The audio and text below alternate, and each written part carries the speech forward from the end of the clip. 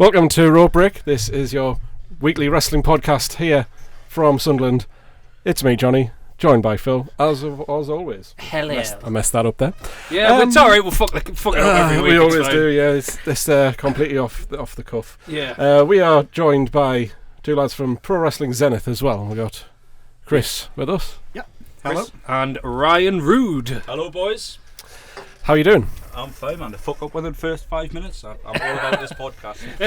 All about it. And listen, it'll only get worse as it goes on. I thought this was family friendly. Oh, we're never family. Come to the wrong place. Yeah. Honestly, this is the thing about this is we're going to be very, very relaxed. Say whatever you want, and that literally includes any words. We don't mind. Don't be racist. But other than that, we're fine. You can say anything. Don't be racist.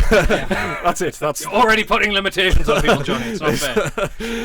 These instructions don't make any sense. Yeah, so fun-filled podcast we've got for you with Chris and Ryan of Pro Wrestling Zenith.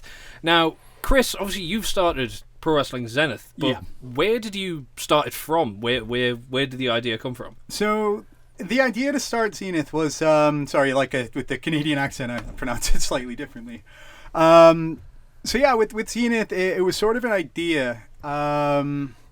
It was always like a desire to maybe see how I do it running a wrestling event. So, I got involved training back in 2003 when I was quite young.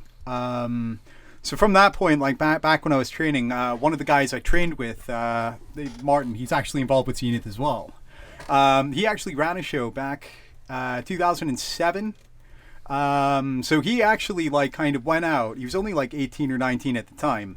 And he got his own ring and booked quite a few guys from Scotland. He had this whole Dual Nations tournament, and from that I was a little bit envious. I was just I wish I could do that. So I think now that I'm 30 and approaching midlife crisis, I thought I can't drive a motorbike, so this guy. Most people are I'll get a Ferrari. I'll start a wrestling company. Yeah, it's a great. But fair play to you, man. I'll be honest, because we've both said this. We couldn't do that. Well, acquiring the ring as well, I didn't originally get it with the intention of starting a wrestling company. So, I was training and this ring came up on Facebook and the guy was only wanting £1,100 for it. So I thought, this guy is halfway across the country. I'll send him money to secure this ring. I remember the day that I sent him a £400 deposit and it came back you've spent £400 to Kevin Onions. And I was like, shit. I saw that. I was like, great. I'm screwed. I've just lost money on this. Yeah. So what brings you to the UK, by the way? Obviously the Canadian accent. What brought you here? So my mom's originally from here. She decided that she wanted to move back. I was 9 or 10. So, I've actually lived here for around about 20 years now. So okay. Nothing more exciting than that. So you can tell by his prolific Geordie accent there. Every now and again he likes to slip a word in. Yeah. Way I man. That was all. Why I'm it would be. It's great. For the Canadian accent, it must be great as a promoter because nobody ever gets angry. Or is it a case of where they're like, oh, he's Canadian, I've got to watch out? Well. I'm sorry. I don't mean to take the mick. I'm just we'd like to have fun. So I don't really know yet. If that's going to be effective. So I know that in terms of stereotypes, they say the Canadians are really polite. So the amount of stuff that I've run around doing on shows leafleting or I don't know, going to get hot dog buns from frozen foods and stuff like that. Paying people in hot dogs, maybe. No. And then he tears a phone book in half just out of sheer rage because Chris is an angry animal of a man. Yeah. I'll kill you. I'll kill you, sons of bitches. I'll kill you. I'll apologise while doing it, but I'm so sorry. Oh man. Well, so continuing on your wrestling story, you mentioned the £400 deposit to Kevin Onions. There's £400, yeah. So. And following what happened after that then? We picked up the ring, so it was not the complete ring, but it needed some repair work done. So the intention was I'd get it. I've got a good friend of mine who's, he's a welder and fabricator. So, I thought we'll get this done over the course of a few months.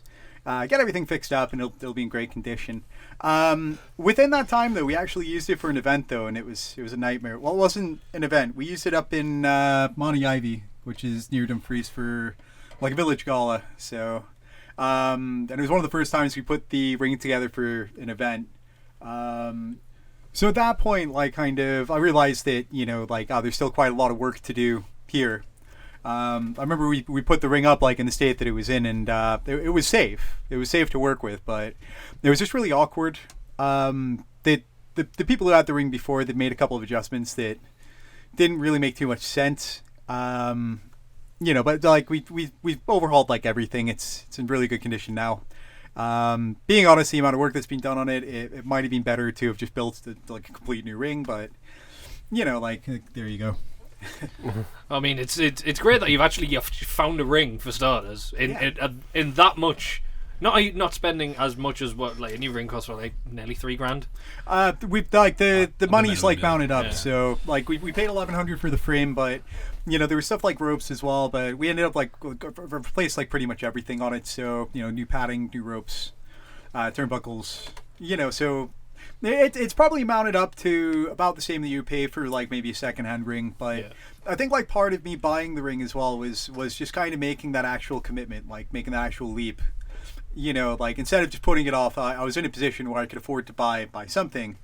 You know, so it felt more that I was kind of making a statement of intent to do something. So not necessarily promote a show, but you know, like maybe to improve my training or you know, like kind of the intention to do something was there. Or you could have even like hired it out if anybody wanted it. You know, it's a spare ring for anybody in the Northeast to use. You make a bit of money from it. Everybody wins. Yeah, exactly. So you say that, but then you've started Pro Wrestling Zenith now. Yeah. So what was the catalyst then for you to say, you know what it is, I just need to start this. This is something I need to try. So aside from this, like I've worked with a couple of other promotions, notably Maximum Pro Wrestling. And being entirely honest, like kind of with Mark Anthony, the promoter and stuff, he gave me a very good opportunity. When I got because I'd not been involved with wrestling for quite a long time, and then I was coming into like a new scene, an entirely new environment, like new companies, like everywhere was new aside from Main Event Wrestling. You know, like kind of they'd been on a hiatus and they'd been back for a little bit, but like I got like a really good opportunity there to sort of not just like kind of learn different aspects, but actually get involved with different areas of like helping to run the shows. So, you know, like kind of doing stuff like the promotional work, designing posters, you know, things like kind of helping on social media. Like I was able to learn a fair bit from trial and error. Just unfortunately though, like when you're full of ideas and you've got a lot of energy and you're working under somebody else. What tends to happen is eventually it sort of comes across that you're trying to like take over. Yeah, you're trying to take everything over. You know, which wasn't absolutely not my intention. You know, like I felt that because I was given an opportunity, I wanted to do everything I could to, you know, like sell tickets and, you know, just get people through the door. So yeah, like just from that, like kind of, we ended up parting ways. It was amicably, but from there I just still felt that I had a lot of drive, and I just more or less like thought like since I've got this ring, you know, like kind of like what if I was to try and run a series of shows, like can I find a market for it? Will I be able to present something that's different to what's in the area? You know, you've got a total of 15 different promotions across the Northeast or that operate in the Northeast. You know, obviously Defiant. You've got Tidal that's made some occasional appearances up here. They're doing a show this month.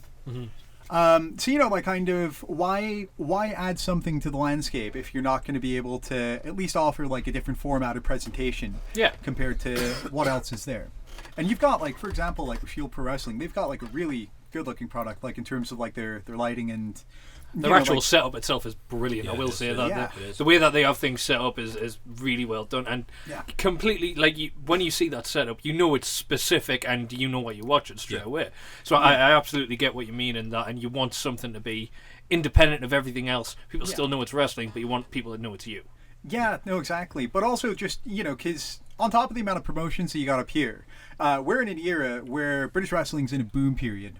But as well as that, we're also in an era where everybody has the opportunity to get involved. You have a lot more people like kind of training. You've got more people running promotions. There's more opportunity for everybody to, at least kind of give it a shot. So one of the difficult things is trying to, because with that, the wrestling fan is completely spoiled for content. Yeah, I will say that. Yeah. There is realistically there's too much content for wrestling fan to consume within a week. Aside from like the big ones like WWE, New Japan, Ring of Honor, like everybody else who has accessible content out there. So it's trying to find a way to sort of deliver content that's not going to be as intrusive. But there's also going to sort of draw people to, maybe want to come and see us at a show if we're nearby, or even just keep an eye on us on Facebook. Like see if we can build something. So have you got an idea then in mind for how you're going to make things different, or is that something it's still something that's quite in the back of your head at the minute? It's something that we're actively thinking about, but with the series of shows that we've got now, I think what's most important is that we just need to keep things to basics. You know, that's why we're planning on not having like massive cards.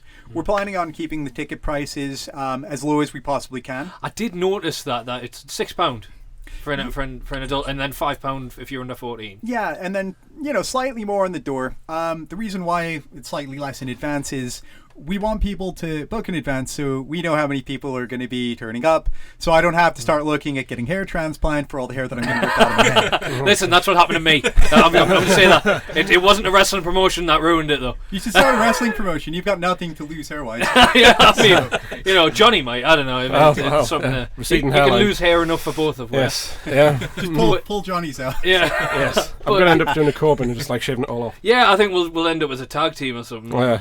The pair of eggs that we are. The But so, like you were saying, Northeast, it is quite saturated in the sense of how much there is at the moment. Yeah. And do you see any particular promotion that you think, I kind of want to take a little bit from this, I want to take a little bit from that, and kind of almost nitpick little things here and there that you think you can either do better or you can shove things together?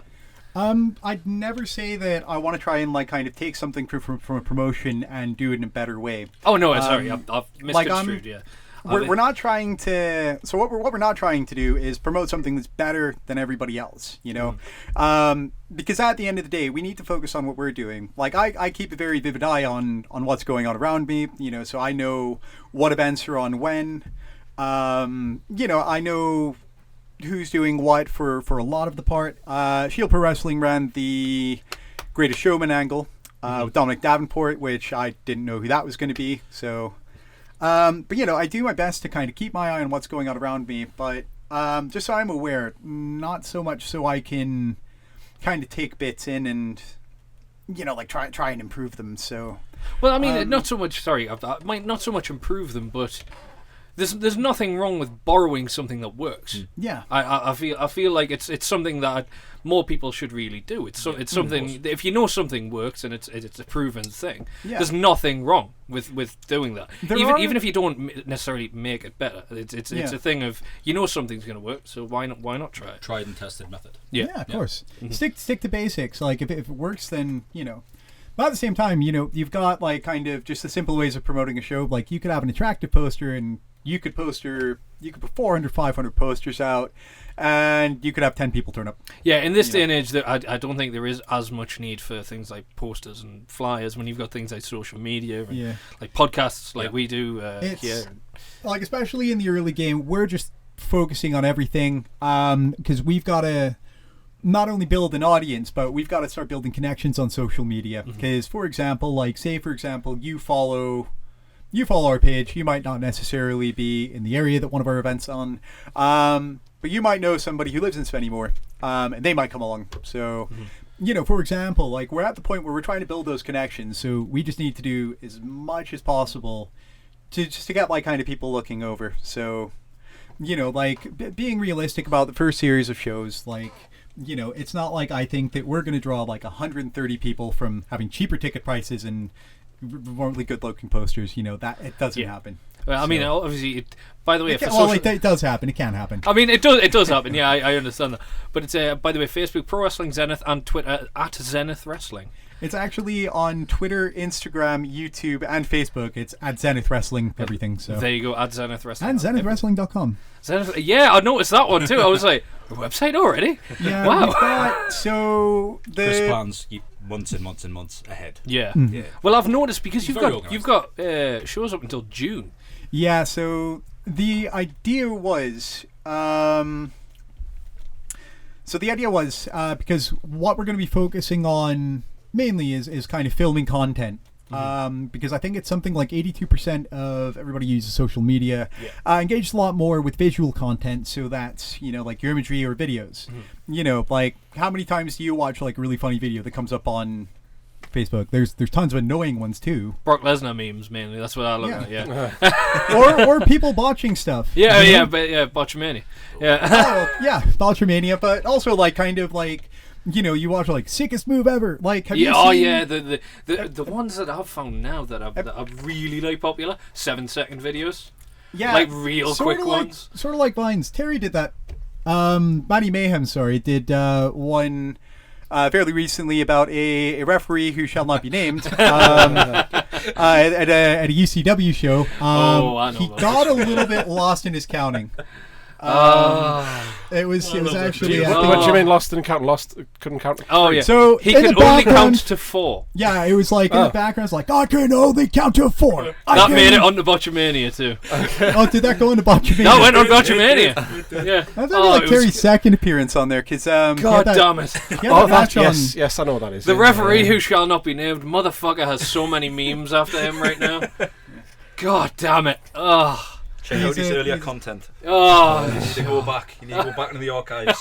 But yeah, for example, like kind of everybody's seen that one. It's like a short, catchy video. So I'm not saying that we're just going to produce memes. That would be pointless. Well, that's one way of doing it. But like, imagine that your entire posters are all just memeage.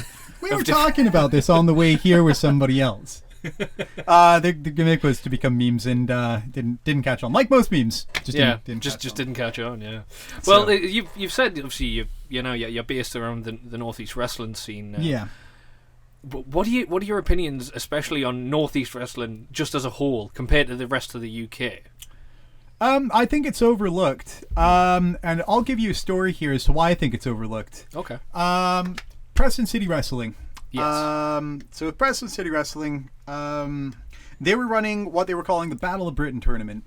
And the way that they were operating this was, and Stephen Flutter, I did know him like kind of a while ago. So like Stephen's an excellent promoter. He's been going for quite a long time, and he's turned Preston City Wrestling into, like obviously one of like the more impressive. Yeah. So this isn't a slate against Preston City. But they were running a Battle of Britain tournament where they were planning on having 8 wrestlers from 8 regions compete in a big 64-man tournament. So of course, like the Northeast was one of the areas. What had happened was there were quite a few people, because it was like open applications where you would suggest either wrestlers would put themselves forward. And then I think they would also email they'd email like a little promo package. Did you apply for that? I know Terry did. No, I didn't. Matty Mayhem did. He got 40, 50, 60 likes. Yeah. Okay. A very good amount of the. Same with Paulie C as well. They were one of the Paulie most popular. Joseph Biggs, Aaron. Yeah. And a few other people as well. Who else? There were hundreds of people who applied for it all across the country. Yeah. So lots of very, very capable people as well, like lots of excellent talent.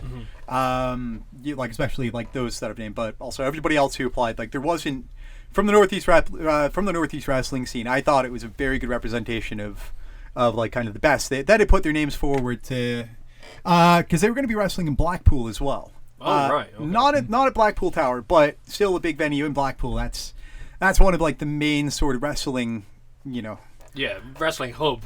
Yeah. as far as British wrestling is Like, concerned. World of Sport and WWE are running like 2 separate ballrooms, like right down the road from each other. Yeah. It's like 2 weeks after each We other. live in a goddamn crazy era of wrestling where World of Sport is now a thing again. Yep. And WWE has an NXT UK Performance Centre, and they were operating 2 different shows less than 2 miles away from each other. Yeah. Yeah.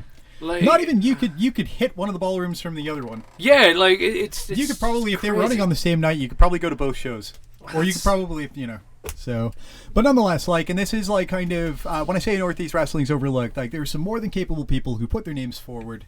The aim was, I think they were only actually looking for 4 people from the Northeast. Yep. They turned the bracket into, no, they just didn't have it. I think they tried to classify. Was it Jay Graves? A couple of people from down Leeds, Yorkshire way. I think did they not? All of a sudden, all the northeast segment just sort of vanished. Vanished, yeah. And then everything from like down Leeds way, or like the Midlands suddenly. Yeah. They turned it into the northern bracket, or because you had like Shady Natras, who he's excellent 15-year veteran. Yeah, Target Wrestling staple. Yeah. We actually back when I trained when I was a lot younger, he was one of the people that would, because he was a 3CW at the time, along with Jay and XL, like his other brothers. So they'd come up and like we'd do training with them. So, but yeah, you had like kind of like Shady Natras and El Eccentrico in the northern bracket as well, which obviously they are up in like Cumbria way. So, but I just kind of thought I think the tournament ended up not happening actually. I think they got people down for the Blackpool one. But I haven't seen any announcements kind of subsequently from that. But it seemed like, because they did announce all the other brackets aside from the Northeast, it just looked like that got omitted, and that to me, like I was quite confused how like kind of not one of them was even contacted about like kind of going down. Yeah, like how come like with a promotion with a region such as ours with so many different promotions. Oh yeah. And it's not like none of them have video out. Like MEW has a very active YouTube page. Shield's got one Shield's of the best. got, like I've found, especially for the views they get on some of their stuff. Of course, yeah. Yeah. North is another brilliant example. Yeah. But it's one thing that I have noticed. Just quickly, I'll chime in on this because we're a British wrestling podcast and all this. Yeah. So it's we're one of the things I did notice is we recently went down to WrestleGate Pro. Oh yeah, Gary Ward, yeah. Brilliant promoter, and one of the things that he is obviously very open to is anybody to contact him and say you should book this guy. And to me, that openness hasn't been seen in a promoter for quite some time. To just open it up to most every fan of British wrestling and go, who do you want to see? Who do you want to see from your area? And when he said that, it's very strange because I said I'm going to promote Northeast talent because I love Northeast talent, and one of the first ones I said Rory Coyle. Of course, Rory Coyle. It's Rory. you've got such an original character. Sons of Lloyd, yeah. Yeah, Sons of Lloyd, and not Sons of Lloyd anymore. No, he's the son of Lloyd, the last true sick boy of Lake Lloyd. He's so crazy he counts his 2 sons. Well, if he had a head, then it would like Al Snow type thing. But he should no, have Bassman's mask and just carry that around. yeah, he should just carry that about. Yeah, I think one of his knee pads should just be Basspan's mask. Yeah. That'd be great. I wonder if I'll ever see Bassman again. Actually, I don't know where he's went. I might have to ask him. We'll ask him later on. But yeah, anyway, I asked Gary Ward. I said Rory Coyle, and he went, "Oh yeah, okay, right, no bother." And one of the things I didn't know is that later on in the show, Rory Coyle just turned up, and he was one of the surprise entrants for the show, and I was like, holy shit, he does actually listen to people. Not that fast, I hope. But I was like, Jesus Christ, this guy is like. yeah. And so Northeast Wrestling, and it's clear that, it is actually getting out there, especially with Defiant. Defiant's helping, I think, a lot more for Northeast Wrestling than anything else. Oh, of course. Well, Defiant North's getting a pretty good reputation as well among the other like kind of bigger promotions on the national scene. Like I remember when they started back in 2015. Yeah, I think that's about right. Yeah, it just seemed like a very ambitious project, which it's worked out very well. Well, it's initially we've spoken to Bowers about this. I think it was only going to be one show. It was just going to be one and done. We'll see what happens. Yeah, but fans loved it so much that there was a call back for it. So Yeah. clearly, when you've got a product that is planned as well as that, Yeah. that fans are going to notice how much hard work and how much effort has been put into it, and they're going to want more. Yeah. The thing is, it's like a very accessible and very good show. You know, like it's in the town center. It's in like a very suitable venue. There's a you Wetherspoons know, right next door. and yeah, Ryan just shot me the finger. He's like, yeah, that's the one. no, they get some of the best talent. But as the Northeast scene as well, like kind of we get to benefit from that at some point. You know, like when you get like kind of people doing like seminars and stuff, or when you get people up for the weekend. Yeah. For North, like they'll work another show. Same with Defiant. You know, they bring in a lot of big people who then like on occasion might work sort of elsewhere in the area in some capacity. So. Well, I mean, it's just look at like when Defiant brings in the likes of like David Starr, and he gets booked on a few different promotions. Pac, I believe, did he work somewhere else in the Northeast apart from Defiant? Sorry, why? I don't know why. No, my he's voice went there. So he's Pac- rumoured to be, but Yeah. hasn't yet. Yeah, Pac started back at IWF, IWF, back Independent Yeah. Wrestling Federation. Yeah. He appeared at WZW a couple of times, like in that training. Although I think it's because he was booked. Was that World Zone Wrestling? WrestleZone Wrestling. WrestleZone. Oh, flaming heck, WZW. that's the one I haven't heard in quite some time. Same as IWF. Yeah. See, No. here's a blast from the past for you. UWA. Do you remember that one? No. Wait a second, vaguely. That was South Shields. Yeah. That was a weird one because that's who I started with. Was that the one that? No, I think I'm thinking of XWE. Oh, don't. No, don't. We're not we're not touching Tony that. Spitfire. Tony Spitfire no. wrestled AJ Anderson, but Tony Spitfire was dressed in a skeleton morph suit. Listen, as someone who had something to do with that, I am saying that it was the absolute most complete garbage you will have ever seen. Second only to 5-Star Wrestling. Shots we fired. had a TV spot on there. Do you? Yeah, like so some of us were part of the ring crew, and Yeah, I heard about this. Yeah. I've So- heard there's been some problems. I was booked for an entire 15 minutes. It was the best 15 minutes of my life. you and Nikki Starr. Yeah, that's right. Matty Mayhem actually did a couple of. You did, yeah. I remember seeing him. Yeah. So So- I heard that there was some sort of problem with 5-Star with people getting paid though or something. I don't know if it was ring crew or if it was wrestlers. So it was. we all got paid on the night that I was up here, but you did more of the tour after Newcastle. It was kind of. I know there was a few disputes with payments and things like that. I think it was more. Some of the bigger names were asking for cash in hand, Okay. whereas the rest were willingly doing like bank transfers. Yeah. Which not many promoters just hang around with just Yeah, just hang out with a couple of grand. Yeah. There you go.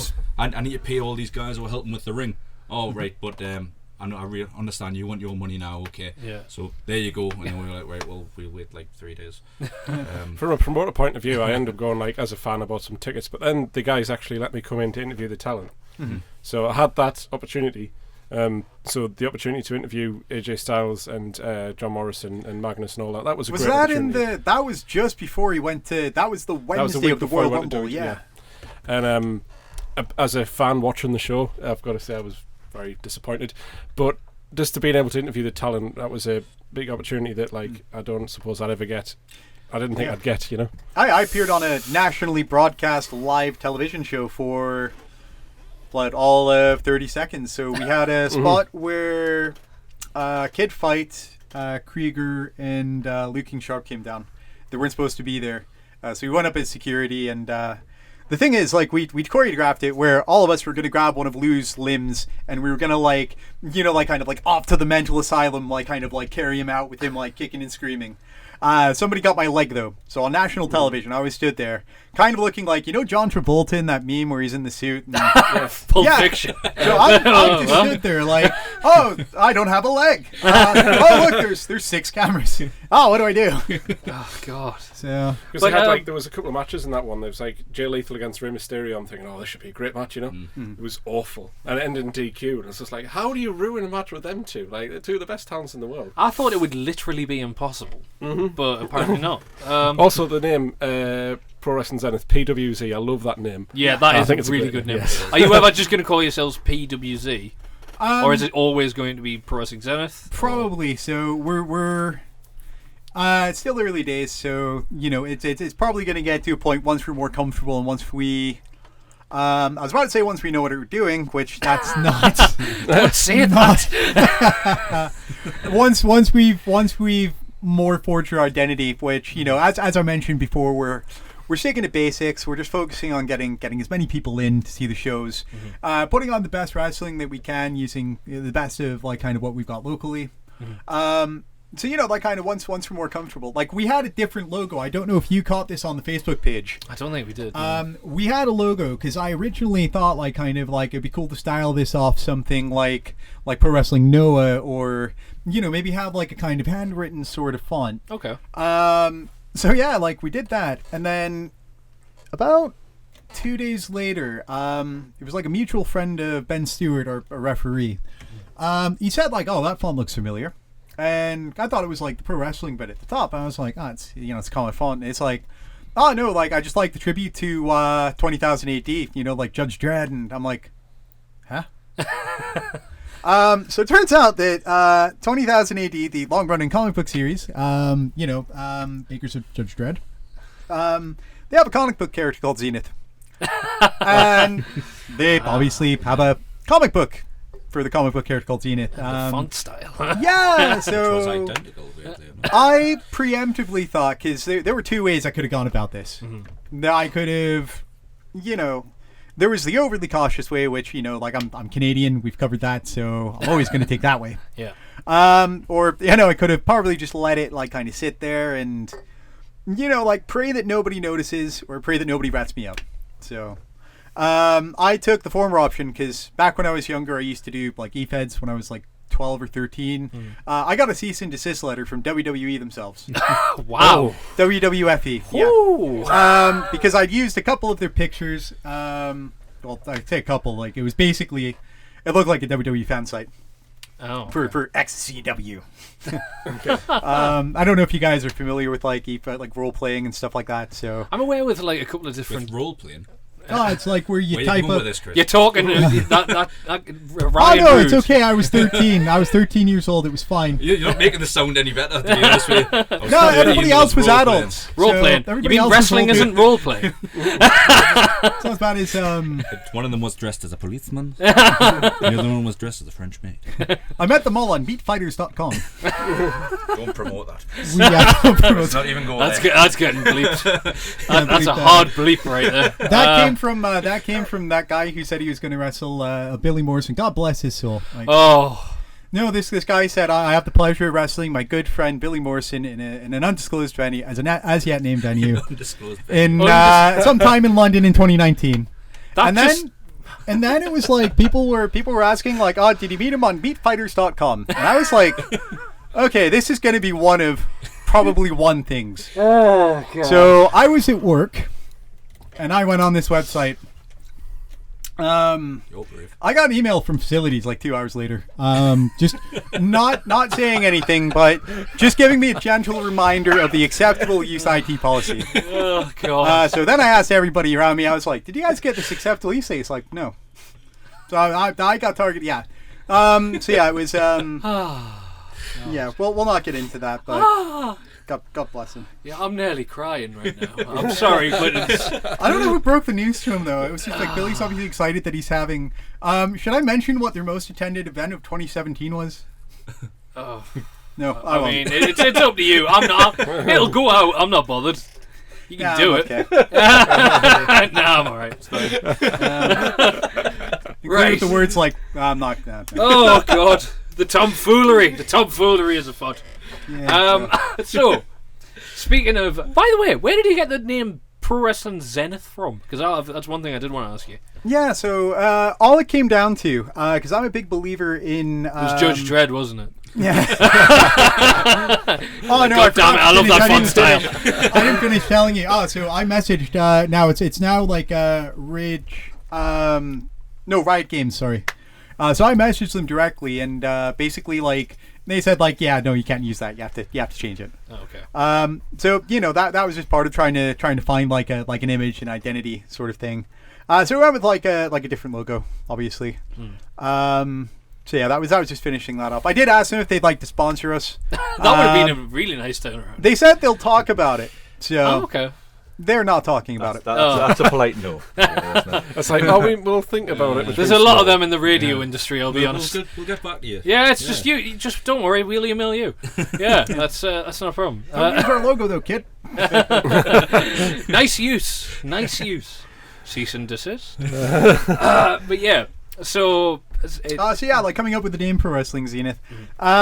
So being entirely honest, so firstly, like I'm a big believer in like kind of very accessible social media branding. So I think like if you're going to run anything where social media is going to be one of your biggest platforms to draw attention, I think that everything needs to be accessible. All right. Now, the best way for everything to be accessible is if you have like the same sort of username, isn't it? Because then like people just have to remember one address to go to. Yeah. It's more of a personal preference. Like as opposed to like a rule of thumb. Yeah, we have the same, so yeah, I understand. Yeah. So just from that, it was just a case of, just trying to find a name where we'd be able to come up with like a very straightforward and effective brand where people immediately know like kind of that's well, because we own Zenith Wrestling because of like character limits as well. You can have like Twitter's got like a 15 character limit. So. Yeah. So yeah, that's basically what it came down to. There were a couple of other names in the running, so... come on, you've got to give with them now. None of which I can remember. You can't tease me like that. I jokingly said, like, Three Rivers Wrestling.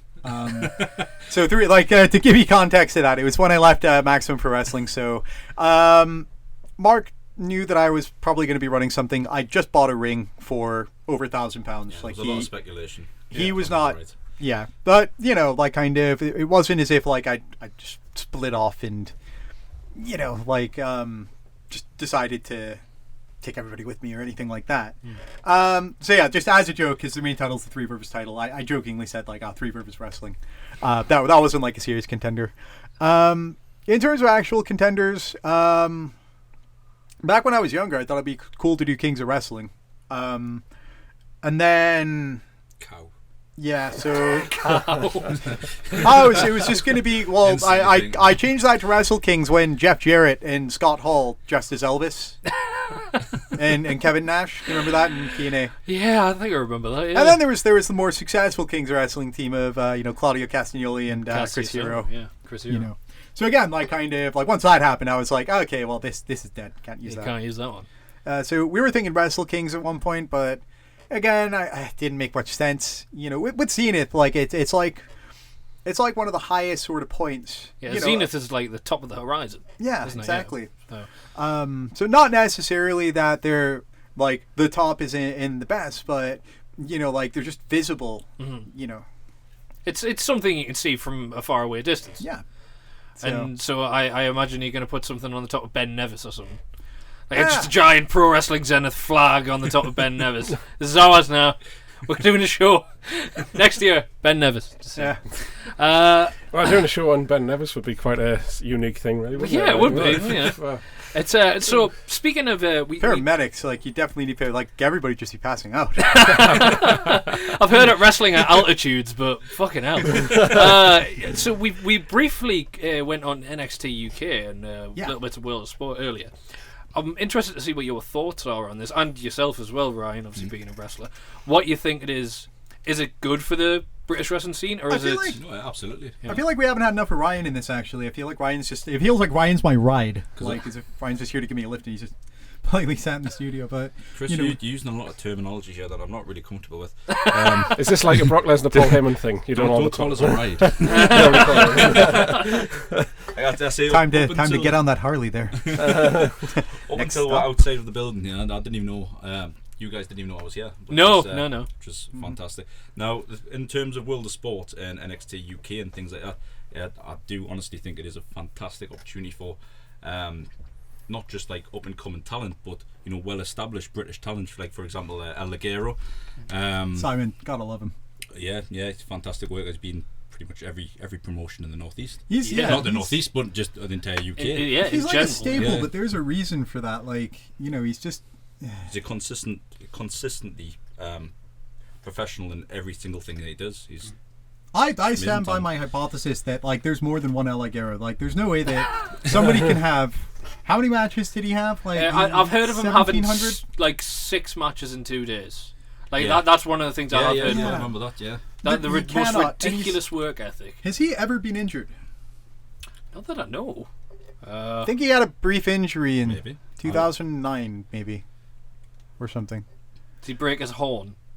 I do remember a match with Martin Kirby where he started using one of his horns as a wrist lock, and I'm like, oh, he's selling that. Okay, okay, I know what type of match we're in for. I was just saying, it's just he can pull off so many things though as well. With that character.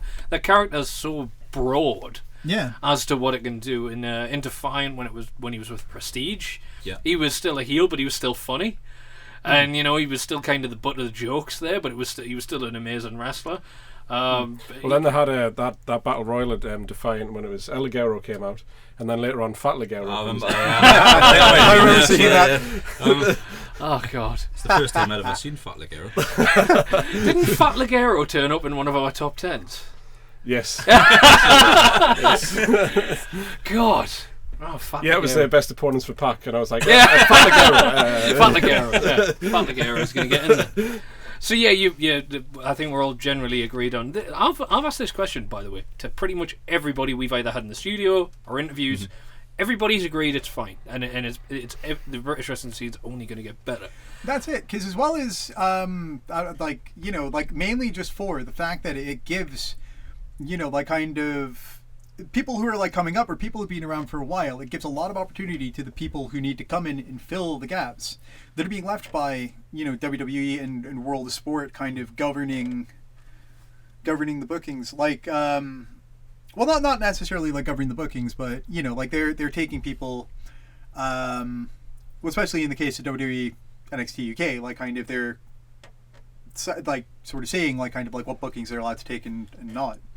Like we had the thing with FTW with Johnny Saint, where Johnny Saint got pulled from the seminar and the appearance, only for us to then appear on the Wrestling Observer newsletter, and then for Johnny Saint to then go back on. So I think at that point it just kind of showed that like WWE's got like it shows that WWE's firmly interested in establishing something here, and to do that they have to have like a degree of exclusivity to their product. People aren't going to go and watch NXT UK if they can see the same guys kind of in local shows where the tickets might be cheaper. So there's been a lot of governance. So it leaves a very big window of opportunity for some of the younger guys, and also like kind of some of the guys who've been around for a while who are making like another big push. Not quite in the same way that you have like Pierre Carlule, who's just came back out of nowhere at the age of 50 and wow, like Jesus. PCO, flaming heck. One of the things that we've only just found out over the weekend, actually, from HT Drake. For anybody that doesn't know, go listen to the interview and you'll hear it directly from his mouth. Mm-hmm. That some of these NXT UK contracts aren't as lucrative as people think. Yeah. And that some people are losing out on bookings because they think they can't. Promoters are thinking that they can't book them. He's blatantly come out and said, and he said you want to do a bit more research into that and double check with people, because from what I understand, every single person's contract's different. As to where they can't go. So it does appear a case of where the facts aren't exactly all the way true.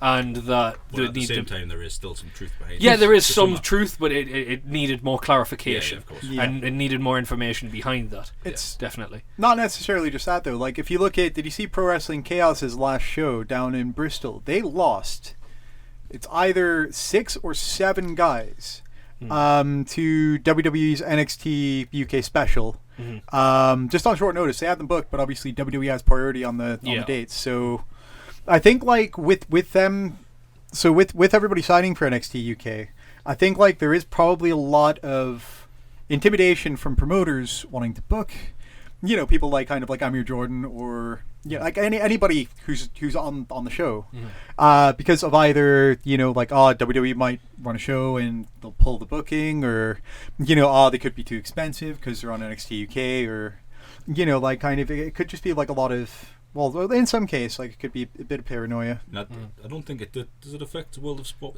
World of Sport the same as it affect? We spoke to Nathan Cruz and he said no. No. As long as 2 booking dates aren't the same, then it's fine. Yeah, I'm pretty sure I saw Kirby was taking outside bookings. Yeah. Well, Kirby works for Defiance still. Well, yeah, of course. One wrestler who I've noticed, big name in the UK, and he's never really made any appearances in big shows apart from World of Sport, is Grado.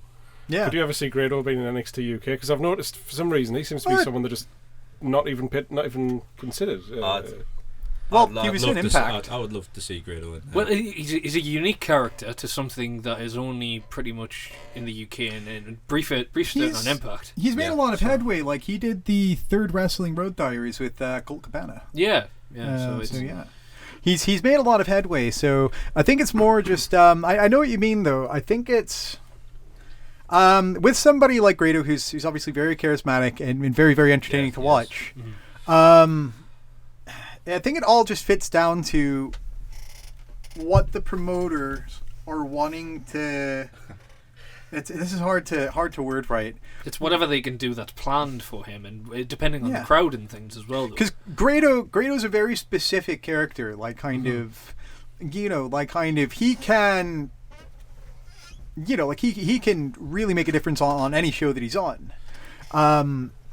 But I don't really know why he hasn't been on, like, especially with the original World of Sport. Because he was on the original World of Sport. Not only that, they were building the show around him. He was a champ. Yeah. Look at the promotional material. Like Grado's like front and center. Yeah. So it looked like they were going to build the promotion around him, and then for one reason or another, it just seems like that's just not where they were going. So it's a shame for someone who's such a good character. Yeah. And if you have a family-oriented wrestling show, you want him on there because know that UCW use him. Yeah. UCW. So I was doing a show for UCW. Didn't you face him? I did actually. Yeah. So I was in a tag match. Was me, Jack Jester, and Chris Renfrew. Took on Chauver MC, Paulie C, Adam Christ, and Grado. Yeah. And a lot of the times, like, we're all sitting upstairs trying to plan something out. And every now and again, Grado would just come in and go, "Shall I do this spot?" And we're like, "No, it doesn't make sense." And he went, "Fuck it, it's funny. I'm going to do it anyway. Fuck it, we'll get a laugh. And then he'll disappear again, and then he'd come back again and go, "Right, but I'm going to hit you with like me finish here, and then what I'm going to do is I'm going to sit behind you just so you fall over on your ass." Yeah. And then again, like, Jester was just pretty much sitting going, "But that doesn't make any sense." And then he'd go, "Yeah, but fuck it, it's funny, isn't it?" And that was pretty much the whole top and bottom of planning with Grado, because once he gets out there, he's just one of those guys that just sort of exudes like charisma. Yeah. Like, my missus, she's not the biggest of wrestling fans at all. I'm not even gonna lie. You've mentioned this actually. I'm a favourite just by proxy. Yeah. And then Matty Mayhem comes out, and Matty Mayhem's a favourite by proxy. And then when Matty's not there, I'm the favourite again. And then all of a sudden she comes to the UCW show. And then Grado was on it, and she's watched that match more times than she's watched fucking honestly anything on the network. She's got it saved on her phone, and she was like, "Oh, I was just sitting at work the other day, and I was watching it, just laughing at Grado," and I was like, "You've never fucking watched it." In terms of Grado, like, he's just got that appeal. Like, I think Grado, like, kind of, you could just put him in like normal clothes and send him out just into, like, send him on to Northumberland Street. If you're running a show in Newcastle, he'll come back with like 30-40 ticket sales. Yeah. Nobody will know, like, easily, with nobody knowing who he is. Yeah. I think he could just go out there, and I think immediately people would just want to see him do whatever he's doing. Yeah. So. I think there's only one other type of tag team actually that I've seen that has done that, and that's Govern Team. Yeah. And they turned up at Sunderland Pride. Yeah. In their full get up. And everyone was like, "Why are these two Chavas? Oh, what are they doing?" And then instantly, there was a massive stage with people performing, and nobody fucking cared. And I'm like Sun FM's like sponsoring this, and two random Scottish Chavas have just taken over everything. And I was have like, permission yes. to do that, or No. What? I mean, have you ever seen any of like Davey's content on his on the Govern page there? Yeah, of He course. generally just goes up to anyone busking in the street and he just starts MCing as loud as physically possible. Did Dave And- even know and that like people kind of love it, cameras like, were there? Yeah, it's so great. Honestly, someone it's, just stand there with a phone. God, it's just there's just so much unique stuff that you just don't hear of now. So, Yeah. one of the things I was going to ask you actually is, do you have anyone in like any particular match or any particular person that you want to bring to either Pro Wrestling Zenith or the Northeast in general? There's a few, absolutely, and we've got him booked. Josh Terry. Is that It's Johnny Moss's protege. He's actually running Johnny Moss's school at the moment. He was just on 205 Live a couple of months ago. was his name Terry Is It? Yeah, that was it. Yeah. Terry Is It? Yeah, I had to remember there for a second. So no, there's a lot of people that I'd like to bring in. We're not going too far overboard. Obviously, we need to, as I was saying before, we need to stick to basics. We need to make sure that we can kind of sustain what we're doing first before we look at spending more money to bring people in. Yeah. There's lots of people like because I've been speaking to other promoters nationwide. Like 4GW, Katie from 4GW got in contact asking if I had any dates for Paul London. Within 3 days of announcing my first round of events, and I was just like, "Oh, it's Paul London." I don't, but God, Do you mind if I make a suggestion? If you're looking for people from outside of the Northeast for that should be interesting for your promotion, is look at some of the young lions from Frontline Wrestling. Yeah. The academy that Will Ospreay is running. Will Ospreay's, yeah. They're Harrison actually involved Bourne. with WrestleGate and stuff as well. I know Yeah. that Gary's working. Because we met some of them, and Maverick Mayhew, who's a guy who just that kid's something special. I don't know what Will Ospreay has done, but he's put something in the water because he hit four kids all from Frontline Wrestling Young Lions Academy had one of the most ridiculously fucking insane matches I've ever seen. Yeah. And then Lucas Steele came out and destroyed everyone, but which was also really cool. Tale as old as time. Yeah. But they had I think one of the kids is Harrison Bourne, who really stood out to me. 6 foot tall, does 450 splashes. I don't know what it is, but it's they got a standing ovation from 300 people on a first show, and I don't know what it is. They've got something. WrestleGate. WrestleGate, yeah. I haven't watched it yet. So our that's on the list of stuff I need to watch. Right, just tell a spoiler there, Chris. Sorry? Scrap the lot. You've been spoiled now. I'm not gonna be able to enjoy that match now. With the four-way, I didn't say who would. No, Lucas you said Steele. Lucas Steele comes out. Well, no, I mean he's not in the match. Yeah, but he blinds say them. who So won. I'm not gonna sit there and Have go to get the like, Metro back with him, you know. these four youngsters are gonna have a bright future, and they're gonna. Oh wait, what's Lucas Steele doing? Oh, there they go. Oh my word. No, Frontline. I'm aware of it. So they're doing a lot of exciting stuff. I know Gary's been very vocal about not just them. Dan Reed, promoter of Pro Wrestling Eve as well. He was saying keep an eye on what these guys are doing. Yeah. Honestly, they've now got things going with WXW in Germany. Yeah. Pro Wrestling Cult. Who else? There's a few others. The Wrestling League, I think they're called. The one in London, they've teamed up with somebody else. They're doing the SOS show, I think. Okay. I can't remember who they've teamed up with. But yeah, no, I know who you mean. But yeah, it's By the way, Pro Wrestling Cult. Yeah. Seriously. With a K. Right. It's Pro Where's Wrestling that? Cult. I think it's based in London. I'll double check. Hey, that's a one I've never heard of. Pro Wrestling Cult. I mean, I know that North's meant to be a cult, but fucking and hell. more popping up every day. I actually follow the majority of every promotion I can find. I follow on Facebook, but that's actually mounted to the pretty big list. Because at the end of the day, as somebody who's working as a promoter, it's always good to keep your eye on what's going on outside the area. Yeah, I mean it's always good to keep on upcoming talents, but Lauren I was saying before, the Northeast has got some of the best up and coming talent. Yeah. That is coming out. One of the perfect examples I think is Conor Renshaw. Oh yeah. That we've known him a while. We've first experienced a match of his obviously at Shield, but that was Victor quite a Bobolts. few years. I knew Connor back when Were you there? Were you there when he I first came in? started? When I first started training back in the early Rad Pro days. Oh wow, yeah, I remember Rad those. Pro days. That guy still owes me money. Oh, well, it's funny how often I hear that.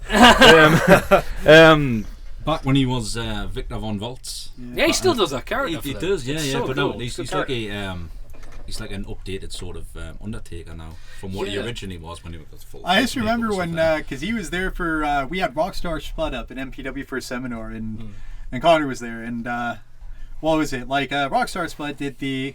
How many of you guys think that, how many of you guys want to get to WWE? And like Connor just put his hand straight up and like the look on Spud's face. Spud was like, okay, yeah, like he'll probably do it. Well, I mean, it's just looking at there was he'd done a thing with Benji and Zio Knox. Yeah. At North, and Minus he was teaming with them, and obviously they're doing the whole Tory thing, Yeah. and he's just hired muscle, and the dead fucking stare he had against More Than Hype. Yeah. Irish. Never changed either. Just Constantly. Never changed. Just his entire face. I even tried to get him to corpse, and he just wasn't happening. No. And then he just didn't fucking care. He was like, must destroy everything in that ring. And I was just like, holy shit. And then just watching him beat the fuck out of people is so. He's got it. Yeah, I think it's the best way of putting it. He's a really imposing guy, and especially like if you bear in mind like he's training with, like kind of Screwface and. Rampage and Primate, like kind of Rampage himself, like he's been doing this a long time. He's by far probably like one of the best trainers you could have in the country. We've had an opportunity to interview him and just asking him about how far even just training has came in the Northeast since he first began. He first began not in the Northeast but elsewhere, but. Boxing rings and just normal mats, not even crash mats. Spending the weekend with Jake the Snake Roberts in the Ray Gray Community Center. Hey mom, Jake the Snake Roberts? Like, oh yeah, like the one with the drinking problem. It's like, yeah, I'm gonna go spend the night in Leisure Center in Walls End training with him, but don't worry, there's adults there and stuff as well. There's cameras. She's like, what? What is going on? I ended up not being able to go in the end. It was quite devastating, but it was back when he was living here for a small time in 2004, I think. So no, but like it used to be like we used to get like really good seminars and stuff. But it's really hard to. So the quality of training was quite good back then, but it's been definitely stepped up a few notches. Now, if you look at like kind of everybody that's making headway, I mean, it's one of the people that I know is very interested in how things are working now is James Mason, and 25-year vet that I knew of but hadn't had a chance All-Star to talk to. All-Star, done all the camp shows since the 90s, and such a degree of knowledge and just pure ring intelligence and technical prowess that is unbeknownst to some a vast degree of people. And I was just like, well, why isn't this guy more known? Why isn't this guy working for WWE right now? Because he should be a fucking coach, right? Because I was absolutely bamboozled that he's not used on more shows. I think with that, because he is sort of like the. He is like kind of one of like him, Dean Allmark, and Robbie Dynamite. They're kind of like the backbone of All-Star. Dean's obviously out about taking more bookings. Very prolific with Preston City. I don't know. Like I think a lot of the time, because I know that somebody was asking Nathan Cruz not too long ago why he didn't think Rampage was WWE, and Nathan said like Rampage was there. Rampage quit. You said like he was in FCW and Rampage just decided that wasn't what he wanted to do, and that's the sort of thing with you look at a lot of the people who they're not like kind of on the big shows even though they could be. It's just with James Mason, like kind of I'd imagine that if James Mason wanted to get more bookings, like he'd be able to do it. He's James Mason, 25-year veteran. He's got something to offer every match. I mean, we were talking to him, and he was just like, "Yeah, I'm after I've done this, I'm going to pack up the ring. I'm going up to Hull. I'm going to go stay in Hull tonight, and I've got a show there tomorrow, and I'm doing the ring up, and then I'm taking that back down again. And I'm like, he's like, oh God, I'm not going to mess up his age because I don't want to get hit. I don't really want to. But he's 25 years, and I think he was 19 when he started. So that makes him like almost. No, I think he's 40 this year. He's 40 this year. Yeah, I think so. Something like that. He started wrestling at a ridiculously young age, I believe. Yeah. So it's something crazy just to see someone like that, and the amount of. I think he's someone that needs to be brought up to the Northeast a lot more. I know he comes up for First Class Wrestling. Yep. First Class. Yeah, Frankie Sloan comes up quite a lot as well. Yeah, so it's just someone who I believe is a bit underutilized by training academies, quite possibly, because the amount of information that he's got. Yeah. And just by the way, I'm going to let everyone know we are getting him on here. Oh yeah. Yeah, he's coming on. He's coming on Easter weekend. So he was just like, yeah, I'm coming up for First Class Wrestling, and I get like 4 hours spare, and I normally just spend it in the spoons. And I'm like, really? All right, you come talk to us about old school wrestling. I've got no problem with that. That's where a lot of people spend time before shows. Yeah, that is a thing. That's a common thing. I don't think weird about that at all. There should be like a pro wrestling discount. Yeah. Body slam your friend and get 2 pints free. But yeah, it's so your first show, I believe, is 22nd of February. 22nd of February. Almost 2 weeks away. So I know you're closer. What do you like then before a show day? Are you going to be nervous? Are you going to be excited? Or are you a mixture of both? I can't get more nervous than when I attempted to get 8 or 9 people together in a 2-hour window to do a photo shoot. So I got a bunch of promo pictures taken back before Christmas. God bless him, Damien Black, Ray. Didn't know it was on. So we're stood there towards the back end of, because you book the studio per hour, and we had the photographer, and being honest, like kind of I didn't have the money to pay for like additional time in the studio. We'd booked the 2 hours. So yeah, like kind of we just got a message from one of the guys saying like, because we were like, where are you? And it's like, I'm heading home from work, and it's like, okay, then you come to the studio, and it's like, what studio? And I'm just like, oh God. Like I was so close to like kind of going to buy some cigarettes and stuff at that point. Then Liam just waltzes in it, like kind of Kendall. We had Kendall come down. He came in at like 10 past 8 because his casual swagger, just yeah. And did he have his bow tie on as well? He did, yeah. He did. And he was casually just catching up, and I'm just like, get in the studio. God damn. Well, I mean, didn't see you. Thanks for coming. God, get in. A name you mentioned there, Damien Black. He was going to be going up against Joseph Biggs on your debut show. That's going to be a fun.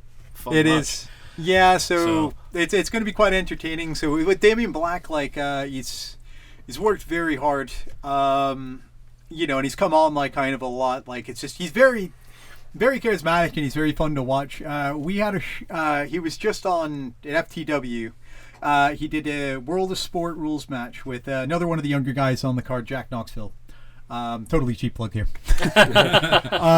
And even like, because I was on commentary, like I wasn't sure what I was really going to be expecting from this match. So I knew nothing about it, to the point that we've actually got to re-record the explanation of the rules. Like that's how in the dark I was, because with that, like I knew that they had some special stuff planned, and I thought from a commentary point of view, I thought it'll be a lot better for me to react to it if I don't fully know what's going on, unless there's anything major that I need to know about. But with that, it was probably one of the more entertaining.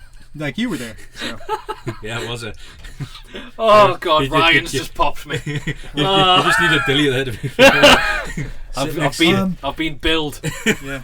I've had. Yeah, I shouldn't really actually message people messaging the page, should I? That was one of the options that I had made available to me for the early shows. So. But you have Jack Knoxville against Matty Mayhem.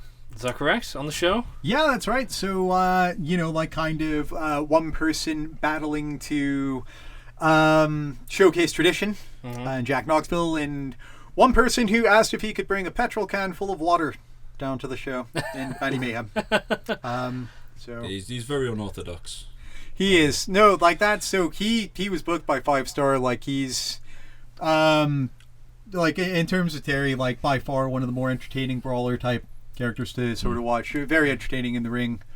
You put him just with- sort of kind of like just resonates with the crowd.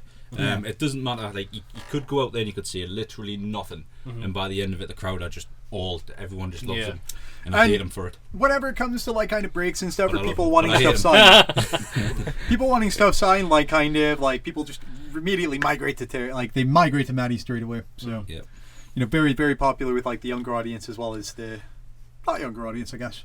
Yeah, I mean, it's. Have you got any other? See, I've only seen that you've got the 2 matches announced. Have you got anything else that you want to say exclusively for the show? So exclusively, because we did say that we are wondering where the other Ashton brother Nick Gray is going to be.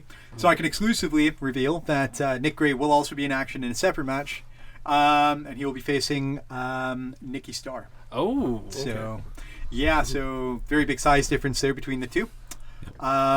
Nikki Starr is by far one of the most entertaining people to watch in the ring. Yeah, absolutely. I do wholeheartely agree. Especially him and Assassin Yeah. as the cosplay kings. Yeah. And Johnny cosplayed as Joseph Biggs. I saw that at MEW, and he drew the tattoos on as well. did. I was like, oh my word! I was it's a shame I missed that as well. I saw the pictures. It just broke us straight. I was away, just and like, we're standing oh. side by side, and it's just Joe, just like 'cause Joe's getting a bit of a unit. Yeah, he is. I know. And then, yeah. and then there's Aaron, which is just Skin and bones. Yeah, it was a little bit like when the Miz had that stunt double. Yeah. It's a shame they couldn't do Yeah. that. Like it's a Yeah. shame that Miz and Damien Sandow did that because that would have been quite fun. yeah, damn but I really like working like Nicky Starr and stuff like that. Because he's one of the very few guys that if we've had like a tag match with whoever, or we've had we've been putting rumbles or something like that, it's someone I can generally just draw myself towards or gravitate towards, and we can just pull something instantly out of the bag. Yeah. Because he is that like.